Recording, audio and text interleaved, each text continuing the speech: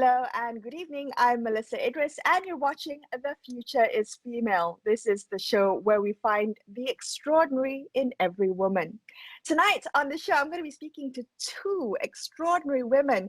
A little later in the show, I'll be speaking to the effervescent Nandini Balakrishnan from says.com about a project she was working on with our first guest tonight, Ivy Desire. She's a gender consultant and trainer, former executive director of a women's aid organization.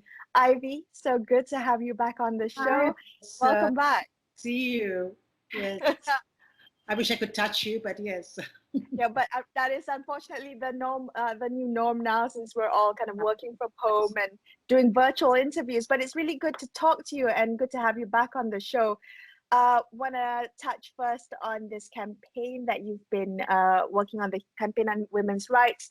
You worked with Nandini on this campaign in partnership with the delegation of the European Union in Malaysia.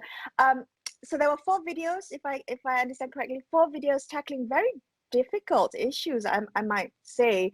Topics like child marriage and abusive relationships and domestic violence. Ivy, what was the impetus of having these videos and part of the campaign? Well, you know, it's part of my own sort of frustration and restlessness, right? So even though I'm supposed to be retired, you know, I'm constantly trying to see how we can, you know, continue the conversation and generate discussion around violence against women, and especially about gender equality. So somebody sent me a video of Nandini talking about Deepavali, and one was about, oh, do we have gays? Of course there are gays in Malaysia. And it was so funny. I kept watching it over and over again. And I thought, you know what? We really need to use humor to talk about violence against women, which seems like a very contradictory thing to say. But it's time to use comedians. And especially when you look at Nandini, she was so powerful, right? She was such an empowering figure. So, you know, I'm constantly in throughout my career, I've always looked for creatives. You know, I work with newspapers, with ad agencies. I even tried to be creative myself. I even attempted to be a Melissa Idris and had a talk, which kind of crashed, but never mind, let's not go there. So I was just so impressed with it, and I said, you know what? I want to talk about violence against women, but let's reach out to Nandini. Maybe she can talk about violence against women with candor, with humor, and you know, she's got a splash about her, right? She's just so, you know, she's so energetic. Yeah, exactly. When I think about Nandini, the word effervescent comes to mind. There's so much energy, but that idea of talking about something as difficult and complex and traumatic as domestic violence, but using humor, and I must say, in a way, so Nandini, the idea was to break down these topics. We're going to talk a little bit about writing and scripting for the videos, but why use something so counterintuitive like humor to talk about an issue like domestic violence and abusive relationships? It could so very easily backfire, and this was a campaign to talk about women's rights. It's because I've seen Nalini touch on very sensitive topics like race, you know, sexuality, in a humorous way, and yet she was communicating the right messages. I immediately trusted her. And also it's to do with my own soul searching, because all our lives, and we still do it in the women's groups, we keep talking in a bubble, you know, we keep reaching out to the same people. And I knew that looking at the number of people who, you know, who like her videos, they had a different audience altogether. And I wanted to get out of our Klang Valley or Bangsa bubble, or, you know, English speaking bubble, because I found out later she had a lot of Malay speaking followers. And that's why, as soon as after I retired, one of the first things I wanted to do was to create Malay videos, for example, you know. So yeah, so I wanted to reach a different audience, but at the same time, I trusted Anandani's messaging, that she would be able to treat a very serious subject such as violence against women, marital rape, child marriage, you know, signs of abuse, all of that, and give it respect and dignity. At the same time, you know, if we could convert a lot more people to this, people who follow her, who may not have been exposed to this kind of topic, but she would we basically open the doors to other people, to more people thinking about this. I wanted Right. to just have a major mindset change. You know? Right. So what I'm hearing from you, Ivy, is, you know, you mentioned that you're starting to feel frustrated, a little bit tired, and pessimistic. Is that just because, you know, we've at a certain point in time, particularly activists like yourself, after decades of work, you're not seeing as much improvement or as much mindset change as you'd hoped to have seen? Yeah, I think the mindset change is still so poor. Of course, women are success. And I'm never pessimistic. I'm always optimistic, Melinda. One thing, Melissa, sorry. I'm always optimistic, Melissa. But I also knew that we can't keep doing the same things, coming out with the same posters, and keep wagging a finger at men and saying, you know, you're bad, you're bad, you're bad. Oh, come on, women, empower yourselves. I wanted to basically reach out to the same group of people, but using humor, and get them to start thinking about, wait a minute, am I being a terrible person? Am I being sexist? Do I understand that child marriage is a violation of child's rights? Because like child marriage is a topic that gets everybody going, right? There's people who think that we are going against religion, against culture, and so on. So yeah, I just want a different tool, a different way of reaching out to people, because I knew that I can't keep doing the same things over and over again. Right.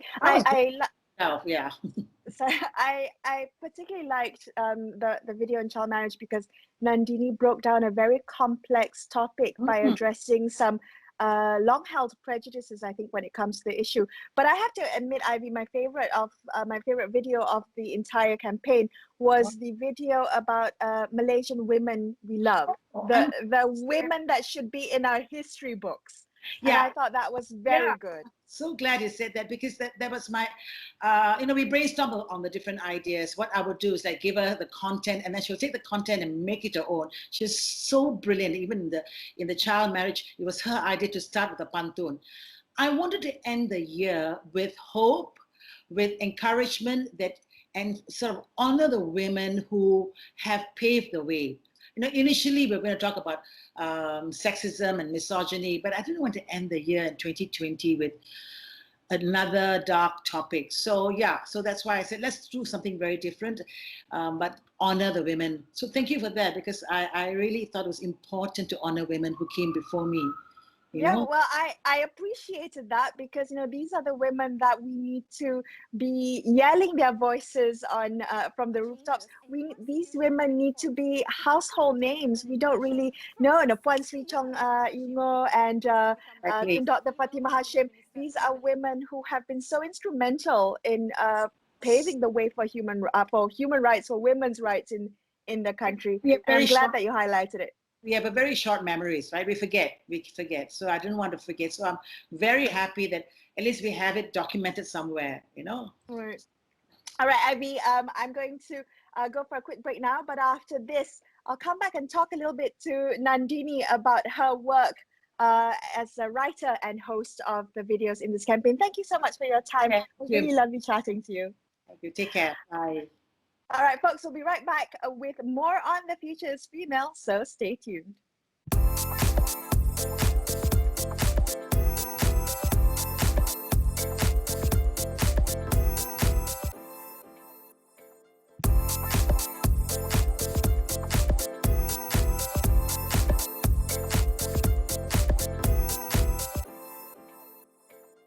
Abuse creeps up on you. It often starts with a question, a remark. Where were you last night? Why didn't you pick up my call? You know I don't like you when you wouldn't be doing this if you love me. If you hate me so much, why don't you just break it off? Go, leave. I mean, he loves me. Yeah, all relationships must have problems. Must be my fault. This is the turning point. You start making excuses for ill treatment. You truly believe that it is all your fault. Hi, if you've just joined us, you're watching The Future is Female. I'm Melissa Idris, and that was a clip from one of the videos in the series created and produced in partnership with the delegation of the European Union in Malaysia. I'm delighted to welcome to the show now senior video producer at SES, Nandini Balakrishnan. Nandini, welcome to the show. Thank you so much for joining us today. Hi, Melissa. Thank you so much for having me. Hi. Okay, so you wrote and you of course hosted these series of videos under the campaign, and I must say that watching the videos, I thought the choice of topics were very interesting because you're tackling really difficult, really complex issues: child marriage, domestic abuse, abusive relationship, and even touching on sex education. All of these things is they're difficult to talk about, but when you're presenting in a video, I think a lot of people don't realize the amount of work and effort that goes behind the scenes getting the writing right. So talk to me a little bit about writing these scripts. What was going through your mind in terms of breaking down these complex issues without oversimplifying the complexities? Thank you for the question, and thank you for acknowledging the fact that so much work goes behind the scenes, right? Yes. Honestly, I feel like when writing, when touching on really difficult topics that are really close to my heart, some are relevant to my personal life. It is mentally exhausting, to put it simply. It's a lot of work goes into research, talking to people, reading stuff online, and just kind of a lot of back and forth with yourself. Because I think that if there's anything I realized from doing this for a little over 3 years, videos alone, your audience can always tell if you're not genuine about the content, about the things that you talk about. So a lot of the script is trying to find the relation within my personal life and to pull that and put that on paper, and then of course repeating that in front of the camera. So it's research, and it's like, I honestly, to simplify it, it's falling into a rabbit hole of really, really stressful, depressing topics. But that's what I particularly respect about your writing, because these are dark and difficult topics, but you inject your own personality and humor, and you have a bright, effervescent personality, and you sometimes use humor and colloquialisms to make it relatable and understandable. Um, was that very difficult, and were you fearful of a backlash? Say topics like child marriage, and you're trying to make it understand, break it down, but also inject some humor into it. That's a very fine line to tread. Were you concerned about a backlash by putting videos like these online, or did you test run your videos before posting them?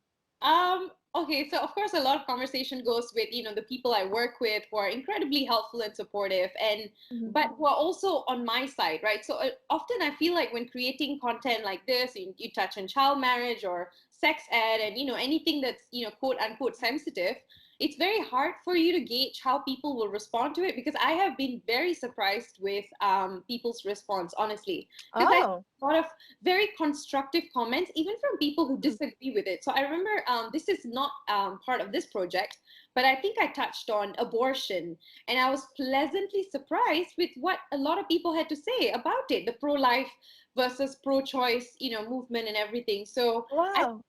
I would say it's taking a calculated risk, and also ensuring that your heart is in the right place when touching on issues like this. So it shouldn't, I feel like if it's down to clicks and views, then it will never work out. So Okay. So you do read the comments, right? oh, So and you read all of them. They say don't read the comments, but you do. oh, I do. It's part of the job. I mean, you want to know what people are, because it's so personal to me. It's not that I kind of write it and give it to someone else. I write it, I front it. I do honestly want to know what people think about it. And I have, come across so many constructive comments, things that are, of course, there will always be a small percentage of people who, do not know how to disagree politely. But other than that, I feel like I love reading comments. I read them all. All right. So you said you've been doing this for 3 years, and the thing I love about your videos has always been that you touch on topics that people find difficult to talk about, let alone have a monologue about. Sometimes we talk about these things with the people we trust the most, but you're putting yourself out there talking about these really difficult topics, often unfiltered and in a most unapologetic way. So we know where you're coming from. Has there been an improvement, Nandini, in terms of the past 3 years? the responses that you've gotten, the conversations that you see generated from your videos? Has there been a change or an evolution in that respect? For sure. I'm really happy to report that the evolution has been very interesting. It started with, of course, a lot of support from people who are watching, who can relate to the things I talk about, but also people used to spend a considerable amount of time talking about what I'm wearing or how my face looks like, or, all the kind of like superficial, insignificant. Really? But that has changed. That has truly shifted. So if I look at my comments right now, or in the past, few months or half a year, more and more people are just not talking about what I'm wearing or how I look like, and just kind of focusing on the issue itself or whatever the conversation is centered on. And I'm really happy that people have, I guess a lot of it is normalization. I guess before I did it, or I started doing videos, maybe there weren't many people, there weren't anyone who looked the way I did and were talking about what I did. And eventually after a year or two, they're like, oh, it's just another Malaysian girl talking about things that she cares about. Well, that's great, because I was wondering whether being a woman and being of an ethnic minority, whether that makes it more difficult for you to talk about, to speak publicly about controversial issues, particularly ones that are, that have religious ties.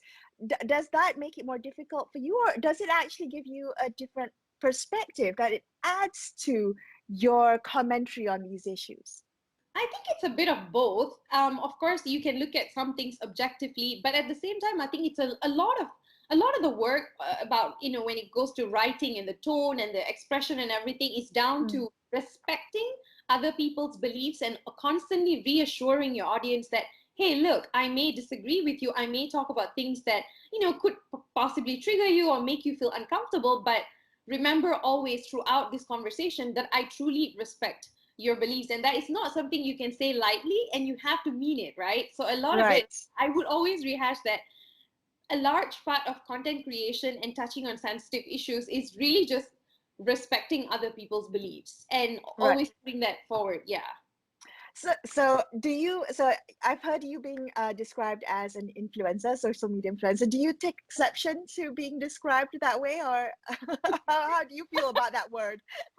I used to hate it. I used to have very strong feelings. Hate is a very strong word. I used to have very strong feelings against that word. I don't anymore, because I feel like everyone, you don't have to be someone who's creating content or video producer or someone who's on a public platform to influence other people. Everybody, I mean, your neighbor could influence you. That grandma you see, during your grocery trip could influence you to do something, right? So I guess I have, in the recent months or maybe the past year, shed whatever negative, links I had to the word. And now okay, all right. Okay. Okay, so if I may, influencers like yourself, whether they have a small audience or a significant audience, they look to impact the lives of everyone who watches their content, and that comes with a certain responsibility. And I wanted to talk to you about that, where you see the responsibility of being an influencer, because the content that you create, I know you put a lot of thought and effort into it. You write the work that you're about to present publicly. What goes into your mind about the responsibility of talking about these ideas, of talking about these issues, because you want to be quite sensitive in shaping the views of the people who watch your content, right? I think, yeah, definitely. There's a lot of responsibility that comes with having a platform, either be it your personal platform or just being someone who's a part of a larger platform. I guess I have both, right? So there's Faith and then there's me. I feel like it's also remembering always from start to end that there's intended communication and then there's received communication, something that I feel like, a lot of us forget.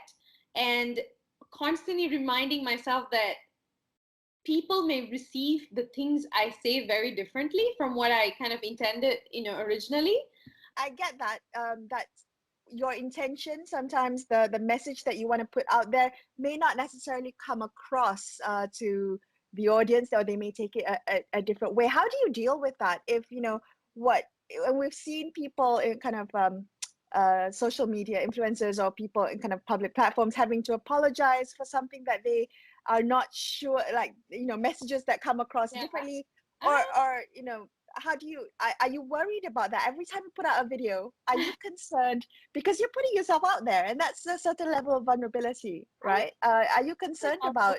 I'm transparent, yeah, thank you for asking that, because yes, I do worry about, I think I worry about the simplest things. That the more sensitive the topics are, the more worried, right? I'm worried about my safety sometimes when I go out, because I do get like death threats and rape threats and some really nasty things, sent to me when I touch on things that I guess make people uncomfortable. So yes, I do think about the risks, it does concern me to a larger degree. I would say it does take a toll on your mental health, but I feel like the thing that I focus on every single time I create content and put it out there is, what is the end goal? What do I want? What is the takeaway? What do I want people to feel? What do I want people to think about? Because I cannot save or change the world overnight. I need a lot of help. I think that is something that's a collective effort. But what I can do from my space is kind of urge people to think about things that they may not otherwise think about. Right. Can I ask you, Nandini, what the past 3 years, which video have you been most proud of? Because it's been risky, because you put yourself out there, but also because it's been instrumental perhaps in generating some conversation. I think I would say that I'm most proud of the video that I did on backpacking, not backpacking, Right.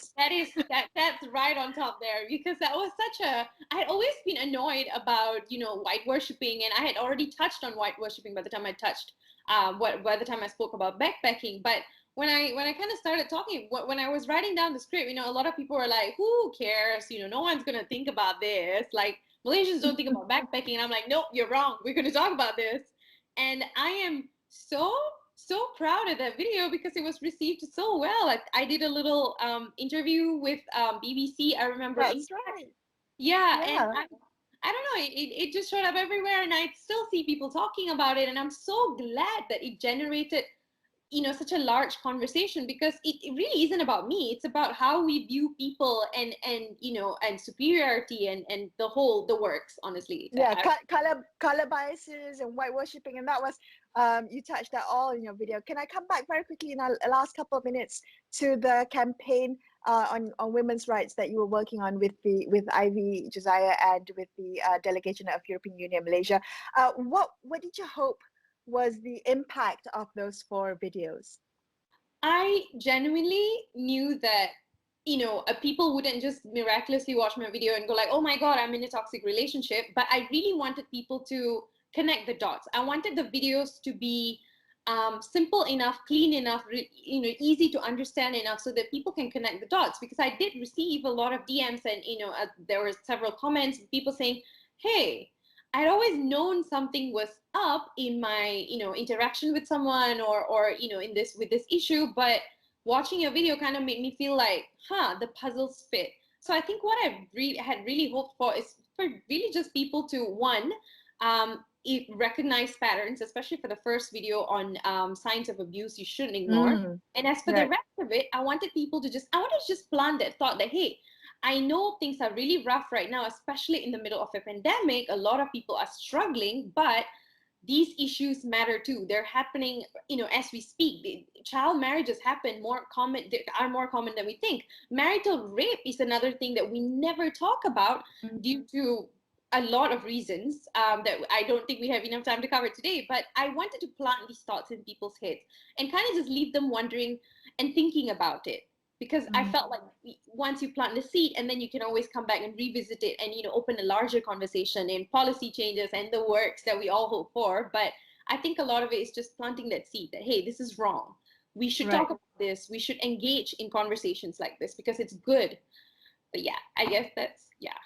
Nandini, thank you so much for coming on the show and sharing a little bit about your work. And thank you so much for being vulnerable and putting yourself out there and talking about these topics that are often not easy to talk about, but you do with so much energy and humor and goodwill. Thank you for that. Thank you. And thanks for being on the show. Thank you, Melissa. All right, take care. I'm Melissa Idris, and that's all we'll have for you on this episode of The Future is a Female. I'll be back with you same time next week. Thank you so much for watching, and good night.